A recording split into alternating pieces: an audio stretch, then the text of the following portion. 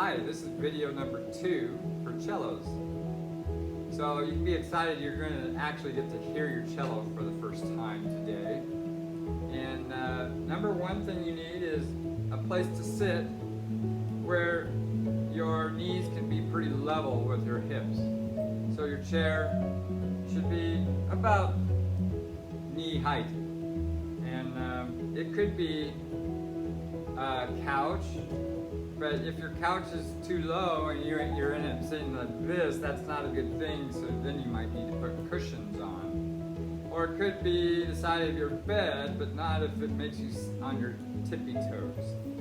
So try to find a good place to practice every day, or at least every 2 days, and make sure it's a place where people aren't running around too much, and a place where you have a stable sitting surface that's about this high. Okay, that might be a challenge for you, and you can talk to your parents about that, about where would be a good practice place. So, notice my cello is laying on its side, and that's my favorite place to put a cello if I have it out of the bag and I'm about ready to play. So when I get my chair and I get my cello, I set it on its side, and this is how I move it. Very carefully. You don't want it to chip or scratch or anything. But this is actually a very stable place as long as you don't bump it. It's not going to fall over. Okay?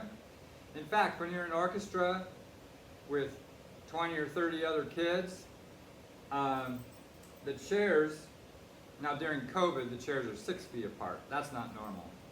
But in normal orchestra, the chairs are about 2 feet apart, and there's room to put your cello in between your chair and your neighbor's chair.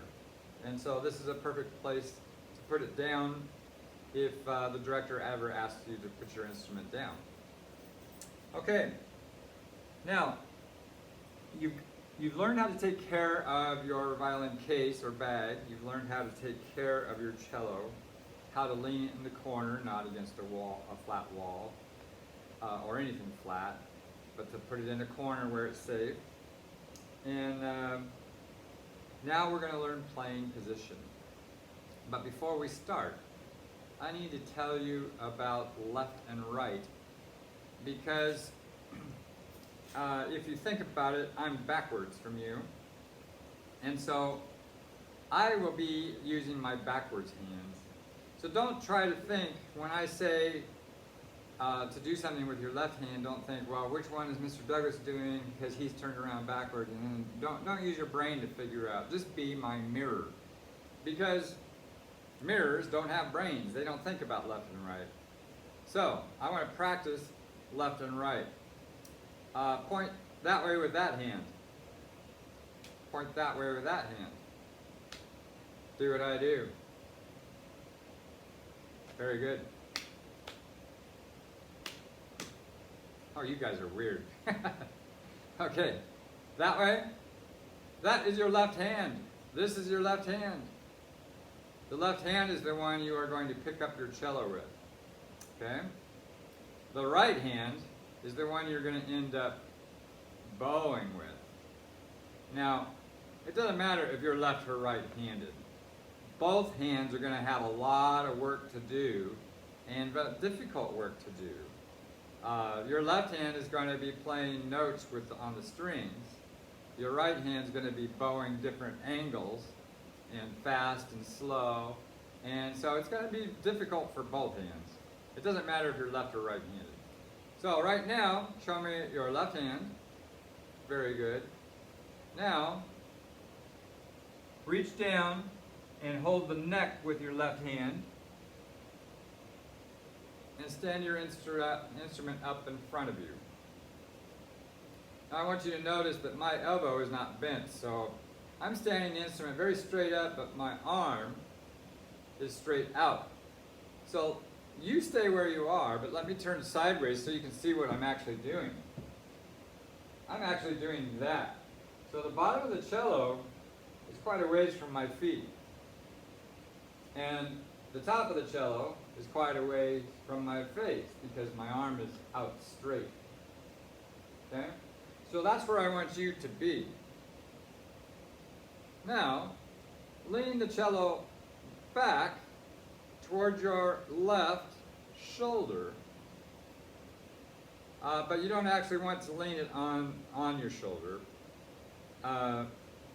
You want this to touch your chest. Now I do have a problem. I'm using a kid's cello, not a grown-up cello, not a full-size cello, so mine is not quite tall enough. So I'm going to cheat and scoot my cello a little closer. Okay? Even now, mine is not quite tall enough. Now, if you did not lengthen your end pin right here, I was calling it a peg in the last lesson. End pin is what it's really called. Stand, sometimes I call it a stand. It extends and you stand your instrument on it. Anyway, if you did not lengthen it, your cello might be way too short. This would be way too short. And if I leaned it back, the bottom of this would be below my chin. That's not good. Okay? Now we're all different sizes. So I want you to experiment around and find if you lengthen it all the way or halfway. Remember to tighten it afterwards. And put your arm straight out, lean it back, and see where it ends up. Now, what would be perfect is if the bottom peg right here, this is even with the bottom of my ear. That's not perfect. What would be perfect is if it was a little bit above the top of my ear and behind it. Okay? That's how high I want this to go. Alright? Now at the same time, the bottom was leaned back until the hips touched the inside of my legs or knees right here. And then the shoulder right here, the back of the shoulder, went against my chest. So maybe about right here, if it was tall enough. So I end up with a triangle. I'm touching here, I'm touching here, and I'm touching here. Right leg, left leg, and chest. Okay? And then the peg goes even with the top of your ear and a little bit behind it. Okay? Now, that takes a moment to kind of find the right angle and the right place. And you don't want to scrunch your body to make it fit where it belongs. You want to change the cello to make it fit where it belongs. Okay? You can practice using your left hand, leaning back, finding the inside of your legs. Now I'm opening up my knees a little bit, but finding just the inside of my legs a little bit, and leaning back. And getting it tall enough that it's above your ears. Mine's not working, but yours will. Okay? You can pause the video for a moment and experiment around with that. I'm experimenting around with it too.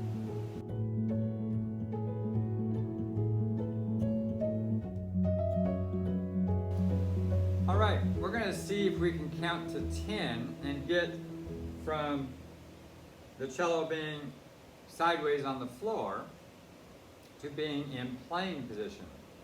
So we got 10 counts. By the count of 5, you should probably be straight up. By the count of 10, you should have your 3 points covered. Your right and left knee, your chest. Those 3 points are the touching points. Not your shoulder. Try to keep your shoulder from being exactly against it. It should be a little bit away. All right, here we go. Go. 1, 2, 3, 4, 5, 6, 8, 9, 10. All right. Do you have your 3 points touching? I noticed this knee is too far forward. So I probably I probably scooted my instrument too far back a little bit, okay? Now remember, mine is too short. Hopefully your peg is above your top ear. The bottom peg is above the top of your ear there, right about there. Okay? If you got your 3 points, you did well. Let's try it one more time. Carefully put it back. And ready, go. 1, 2, 3, 4, 5, 6, 7, 8, 9, 10. I got there by 8. But again, I see my left knee, I got a little bit too close. So this is I'll notice that problem when I'm trying to bow here and I'm running my bow into my knee. So we do need to try to keep our knees from going quite so far back, okay?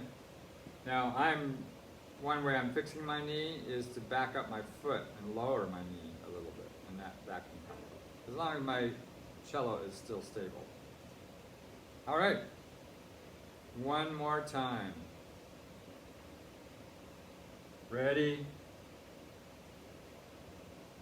set, go.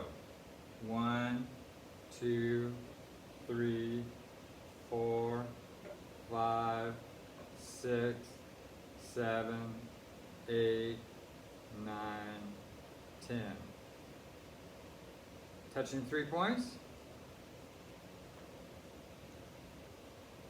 All right, good job.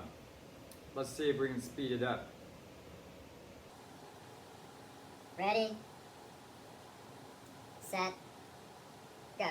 1, 2, 3, 4, 5, 6, 7, 8, 9, 10. Touching 3 points?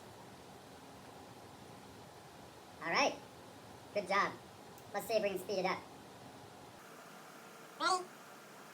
1, 2, 3, 4, 5, 6, 7, 8, 9, 10.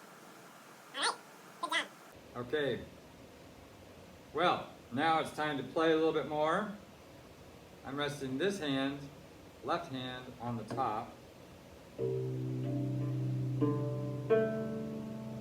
And when I'm plucking, my thumb is pushing against the side, and then I'm curling my fingers down. My hand is kind of going backwards towards me, the top of my hand. So my finger is pointing down when it plucks, down towards the floor.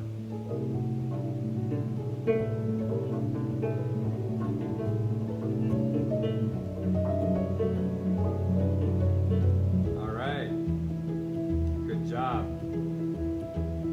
That's the end of lesson 2. Lesson 3